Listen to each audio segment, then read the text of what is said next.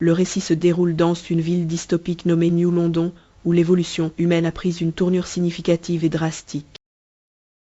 Les humains ne procréent plus et chaque fœtus est créé en laboratoire et attribué à une caste spécifique parmi les 5 castes, à savoir alpha, bêta, gamma, delta et epsilon. Les alphas et les bêtas sont considérés comme les plus intelligents et les plus privilégiés, tandis que les castes inférieures telles que les deltas et les epsilons sont clonés et se voient attribuer des emplois indésirables. Une fois nés, les enfants sont tout conditionnés à l'aide d'aiguillons électriques pour respecter leur désignation. Ils devraient simplement leur fournir à tous des bénéfices. Ils resteront dans leur voie. Ce place est ultra futuriste sans crime ni violence. Tout le monde mène une vie saine et, surtout, les gens sont traités avec respect. Cependant, cela étant dit, il existe également 3 règles particulières mises en œuvre à New London, car la reproduction relève désormais de la responsabilité de l'État. Il n'y a plus de concept de famille, de père ou de mère. Personne n'est autorisé à se marier ou à vivre dans une relation monogame, et le respect de la vie privée est strictement interdit. Toute la population de New London va être implantée avec une puce oculaire bionique connue sous le nom d'Indra, censée être responsable du maintien de la transparence dans la ville. Grâce à la puce, chaque habitant peut observer ce que font les autres, que ce soit au travail ou au bureau. Toilette, la seule façon de préserver votre intimité est de retirer votre puce oculaire, mais cela va être généralement considéré comme immoral. De plus, toute personne qui éprouve ne serait-ce qu'un soupçon d'émotions négatives telles que la tristesse, la peur ou l'anxiété doit simplement prendre une pilule induisant le bonheur appelée soma. En une journée, on peut même consommer son soma. Grâce à cette pilule, New London se targue d'être la seule ville au monde où personne n'est triste.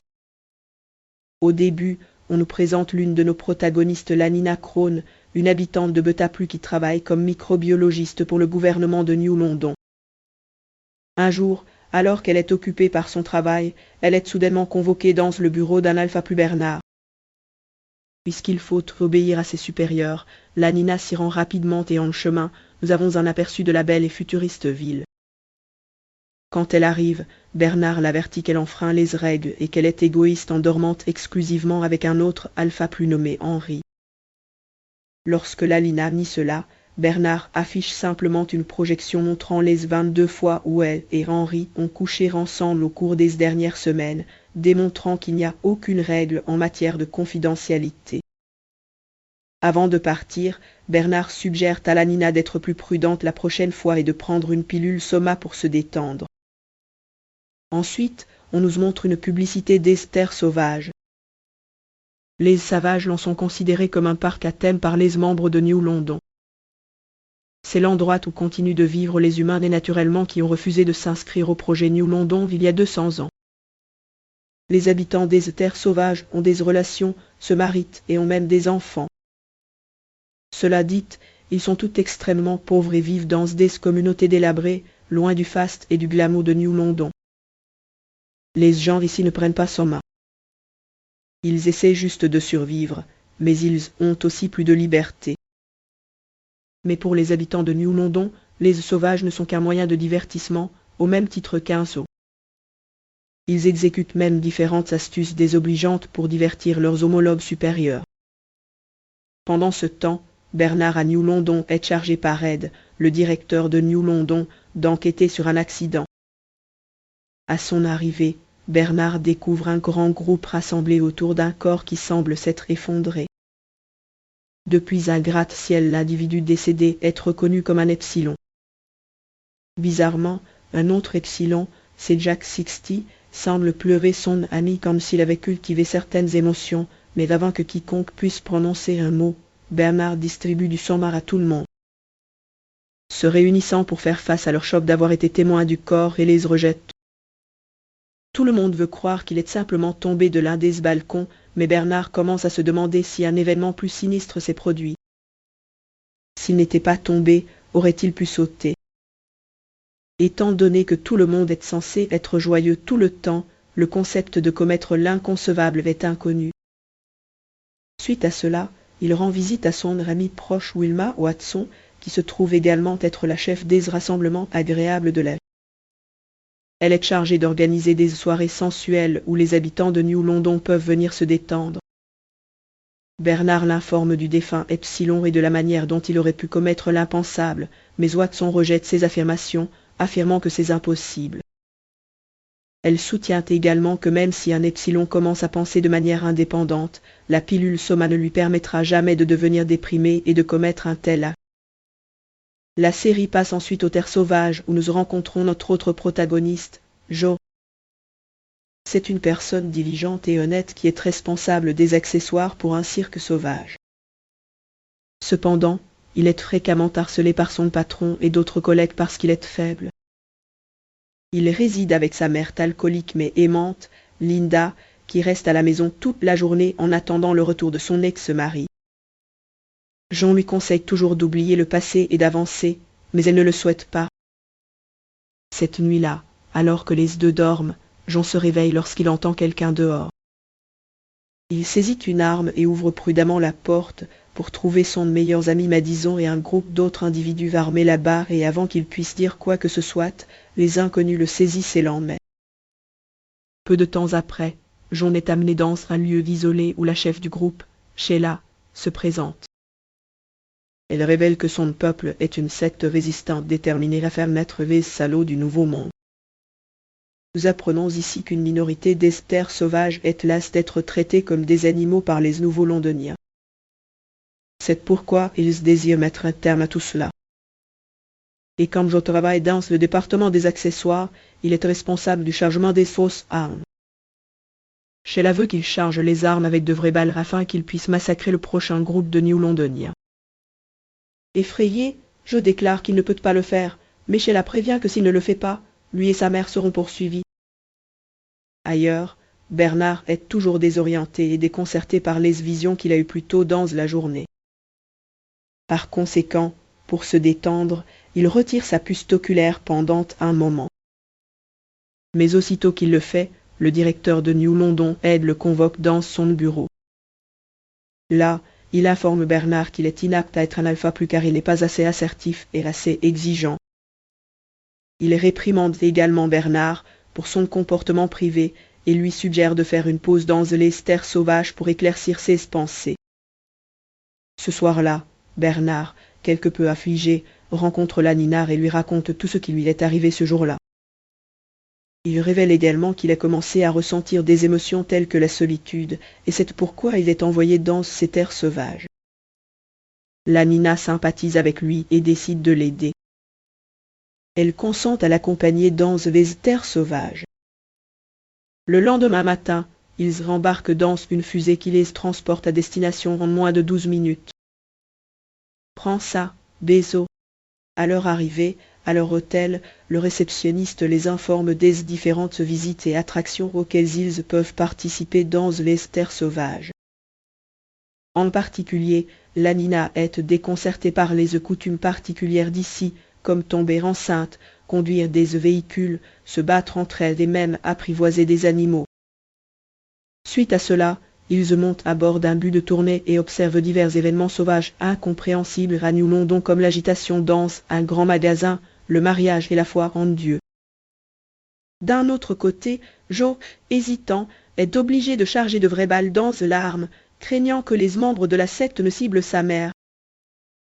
Même sa meilleure amie Madison commence à lui donner des ordres. Un peu plus tard, le dernier spectacle de la journée, le House of Monogamy, commence et tous les New Londoniens, dont Bernard et Lanina, sont assis dans le public. Pendant un moment, les choses se déroulent comme d'habitude. Mais quand il est temps pour le pistolet à hélice de tirer, une vraie balle sort et tue une personne. Le public croit toujours que cela fait partie du spectacle, alors il le regarde avec enthousiasme. Mais bientôt, certains membres de la secte se lèvent de leur siège et commencent à tirer sur tout le monde. Ils tuent de nombreux New Londoniens, et voyant cela, Lanina se rend enfin compte que quelque chose ne va pas. Elle attrape rapidement Bernard et s'enfuit des lieux tout en évitant de peler ce coup de feu. Mais malheureusement, au moment où ils avancent un peu, elle se rend compte que Bernard a reçu une balle dans la poitrine et qu'il perd connaissance. D'une manière ou d'une autre, elle l'entraîne jusqu'à une résidence voisine et se met à pleurer. Pour aggraver les choses, les membres de la secte arrivent dehors à leur recherche. Jo les repère et se prépare à alerter les autres membres de la secte. Mais lorsqu'il voit le couple d'innocentes, il change d'avis étonnamment et décide de les aider. Peu de temps après, Jon amène le couple chez lui où sa gentille mère, Linda, fait de son mieux pour sauver Bernard. Elle retire la balle de son corps et s'apprête à recoudre ses blessures. Mais juste à ce moment-là, l'amie de Jo, Madison, arrive dehors. Elle est venue à la recherche des deux derniers New-Londoniens car apparemment quelqu'un les a vus fuir en direction du magasin. Jon les cache rapidement dans le grenier et accueille Madison à l'intérieur. Il lui promet qu'il ne sait rien des New-Londoners, mais Madison est sceptique. Elle commence à fouiller la maison et soudain, Bernard reprend conscience et se met à gémir de douleur. Enragée qu'on lui ait menti, elle pointe son arme sur Jon. Mais heureusement, Linda la poignarde par derrière et la tue. Madison était nulle de toute façon. Après cela, ils montent tous les quatre dans la voiture de Jo et quittent la maison tandis que les membres de la secte se rapprochent en cours de route. Ils observent que le but transportant les New-Londoniens a été complètement détruit. Bernard, qui a commencé à se sentir un peu mieux maintenant, commence à accuser les sauvages pour tout, mais Laninar intervient en disant que leur survie leur est due. Pendant ce temps, nous découvrons que la mère de Jon, Linda, résidait également à New London et qu'elle s'était rendue dans les terres sauvages il y a 3 décennies avec son amour. Cependant, après être tombée enceinte, elle a choisi de rester dans les terres sauvages pour son fils, car il est illégal d'avoir un enfant à New London. Son mari est parti avec la promesse de revenir, mais il ne l'a jamais fait. Nous avons également appris qu'il existe une barrière électromagnétique qui entoure les terres sauvages. Si un sauvage tente de le franchir, il est immédiatement incinéré. Cependant, un réside de New London, comme Linda, peut le contourner sans effort. Cependant, son fils Jon, né au shopping, a besoin de l'aide d'un alpha plus comme Bernard. C'est pourquoi elle a aidé les New-Londoniens, en espérant que les Jokans rentrent chez eux.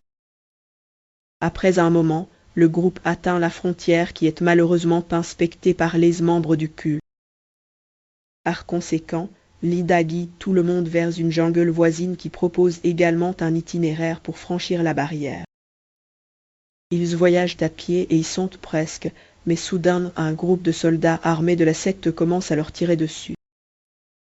Bernard et Laninar franchissent rapidement la barrière et lorsqu'un soldat du culte tente de les suivre, il est réduit en cendres. Quel fou! Voyant cela, Jon hésite à y aller, donnant aux soldats cultes suffisamment de temps pour tirer.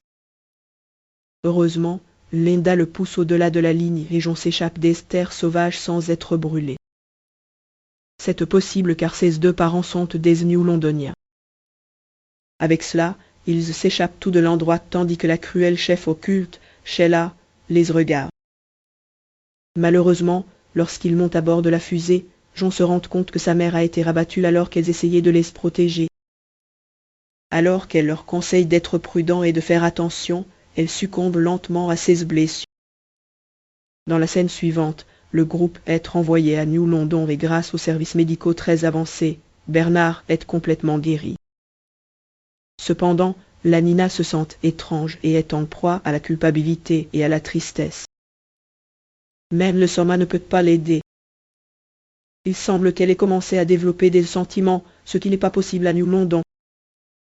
D'un autre côté, Jon a été renfermé dans une pièce où il continue de crier à propos de sa mère et Mustapha Monde, la personne la plus intelligente de tout le pays, l'observe de près et en déduit que les sauvages sont extrêmement faibles lorsqu'il s'agit de faire face. La disparition de quelqu'un. Alors qu'il veut qu'il souffre, Monde fait preuve d'empathie et décide de le laisser s'intégrer à New London pour ses exploits. Enfin, elle le laisse sortir de la pièce et Jon jette un premier coup d'œil à la ville avancée. Le lendemain matin, l'intégration de Jon commence. Ad Dandum, Mustapha Monde a confié cette tâche à Bernard car il connaît personnellement le sauvage. Cependant, les choses ne se passent pas tout à fait comme prévu. Jo a peur même des équipements de base comme l'ascenseur, les grands gratte-ciel et même le soma. Il les rejette tout et continue de se taire après un certain temps. Un spécialiste s'approche de lui pour évaluer ses yeux en vue de l'exécution du navire Tindira. Étonnamment, il découvre que Jon possède un œil extrêmement rare que seul un individu exotique alpha possède alpha.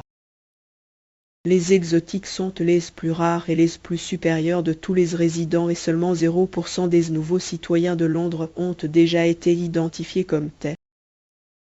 Malgré ce dévoilement, Jon refuse d'obtenir l'implant et pendant que Bernard est absent, il se glisse hors de la pièce. Ils embarquent ensuite dans le hall central où tous les individus sont divertis pour voir un sauvage. Ils l'étiquetent et le regardent jusqu'à ce que Jon panique et s'enfuit. Ils se dirigent ensuite vers la section Epsilon où tous les individus sans opinion prennent leur petit déjeuner, observant la peur de Jon. Plutôt, Epsilon, émotionnel, a vu Jack Sixty qui, pour une raison quelconque, peut utiliser son tag de joueur comme nom, l'invite à sa table et lui propose son repas. Étonnamment, Jon l'adore et le duo commence à se connecter, cependant, leur interaction est brusquement terminée lorsque le réalisateur Ed fait irruption dans la pièce et disperse tous les epsilons. Il persuade ensuite Jon de l'accompagner en affirmant qu'il peut le conduire à un endroit supérieur où il a vraiment sa place. Jon, qui est effrayé et perplexe, consent de l'autre côté. Bernard recherche également Jon et il choisit de visiter le bureau d'Ed pour une brève conversation. Bizarrement sur la table, il découvre la puce oculaire d'Ed, ce qui suggère qu'il est devenu privé puisque Ed est également un exotique alpha. Il enlève rapidement la puce oculaire de Jon. Depuis plus tôt et les compare, voilà, les deux implants correspondent, révélant que le père aliéné de Jon n'est autre que lui-même. Il passe rapidement à son compagnon alpha plus en vie et le révèle, mais ce dernier ne l'accepte pas et à la place, critique Bernard pour s'être faufilé dans le bureau du directeur. Ailleurs, Ed mène Jon près de la mer où une fusée l'attend pour le transporter vers sa terre. Jon est quelque peu dubitatif car si les chefs de la secte le découvrent à nouveau, ils le lyncheront à mort. Mais Ed révèle qu'il existe des milliers d'autres villes similaires aux terres sauvages où les individus ont construit des civilisations. Ils en sont conscients car il s'est aventuré dans de nombreuses d'entre elles, y compris The Savage Lance. En entendant cela, Jon se rend compte qu'Ed son propre père qui n'a jamais de retour après l'avoir conçu. Il exige des réponses, mais Ed ne semble pas s'en soucier. En conséquence, Jon devient furieux et initie une bagarre qui se termine par la chute accidentelle d'Ed de la falaise jusqu'à sa disparition, mais depuis qu'il a laissé son œil. Dans son bureau, personne n'a été témoin de l'incident. Bientôt Jon se précipite vers la ville et tombe par hasard sur l'une des fêtes de plaisir de Waxon. Il observe des centaines de personnes danser et prend peur, mais à ce moment-là, les fêtards le repèrent. Ils encerclent Jon et se préparent à faire leur chemin avec lui, mais heureusement, Bernard arrive juste à temps et le sauve. Avec cela, Jon commence enfin à faire confiance à Bernard et il consomme même une pilule de soma qui lui a été donnée. Pendant ce temps, après l'incident de Savage Land, Laninar a commencé à agir bizarrement. Elle est toujours perdue dans ses pensées, s'aventure rarement avec ses amis, agit parfois de manière grossière et tente même de l'empêcher de consommer les pilules soma dans un scénario. Elle s'amuse avec Alpha plus d'Henri, mais elle affirme contrôler comme si elle était l'alpha. Passant de l'autre côté, Mustapha m'en informe Bernard que leur directeur Ed a involontairement plongé vers sa disparition. Bernard ne l'accepte clairement pas et révèle à la place qu'il était en fait le père de Jon. Étonnamment, Mon en était déjà conscient. Elle souligne que c'est la raison pour laquelle ils doivent intégrer Jon dans leur communauté le plus rapidement possible, car c'est le minimum auquel il a droit. Bernard est d'accord et avant de partir, il s'engage à gérer la situation efficacement. Pour commencer, il emmène Jon au centre éducatif pour enfants où un groupe d'enfants apprend actuellement à jouer à un jeu. Comme prévu, Jon n'est pas intéressé, mais il s'attarde toujours car les enfants ne le regardent pas et ne le critiquent pas. Suite à cela, Bernard l'escorte à la fête du plaisir. Emplacement du dîner Waxon, il présente les deux, mais étonnamment, Waxon est déjà au courant du sauvage. En fait, elle est très attirée par lui à cause de la rencontre de la nuit précédente où il a attiré beaucoup d'attention. Elle veut s'amuser avec le sauvage, mais Bernard l'informe que Jon est extrêmement émotif, et c'est pourquoi ce ne serait pas une bonne idée. Au lieu de cela, il promet de l'emmener à la fête de plaisir de cette soirée. Pendant ce temps, la Nina va jouer au tennis avec son amie la plus proche, Franny, à New London. Les gens jouent uniquement pour le plaisir et non pour la compétition ou les récompenses. Cependant, la Nina, qui a complètement transformé son comportement, embarrasse son amie avant de quitter les lieux. Elle arrive ensuite dans sa chambre et consomme de nombreuses pilules de soma pour se apaiser. La nuit, la fête du plaisir commence et Bernard y amène Jon. Il a l'intention d'enseigner les manières d'interagir avec les autres. Mais avant cela, un Watson désespéré arrive et escorte Jon jusqu'à sa cabine. Sans perdre de temps, les deux s'amusent instantanément. Pendant ce temps, Bernard, qui est seul, discute avec quelques habitants bêta de son ami sauvage. Alors que les gens deviennent intrigués, Bernard commence également à se vanter de l'époque où il s'est échappé de peu d'Esther sauvage, mais à ce moment-là, l'arrogante Henri, qui est également devenu le nouveau réalisateur, arrive et le rabaisse devant tout le monde. Un Jon rajeuni arrive également sur les lieux et surprend tout. Voyant son seul ami se faire intimider, il se met en colère et persuade Bernard d'agir. Il lui explique même comment frapper quelqu'un. Apparemment, les habitants de New London ne savent même pas lancer le poing. Après un peu d'entraînement, les deux retournent au club et voient Henri danser avec la Nina. Enragé, Bernard balance sa main et frappe Henri au visage, étonnant tout le monde. L'Epsilon Chak 60, également présent, est témoin de l'agitation et sourit. Tout comme mes journées dans le lobby de Fortunite, on dirait qu'il veut aussi danser pour être libre et frapper les gens. Dans la scène finale, Bernard rencontre la Nina dans une salle privée et les deux se partagent à quel point ils se sentent différents ces derniers temps. Quand ils se rapprochent et se tiennent la main, le sauvage Jon profite du temps de sa vie dansant avec de nombreuses personnes pour voir ce qui se passe ensuite. Regardez la deuxième partie de la série récapitulée.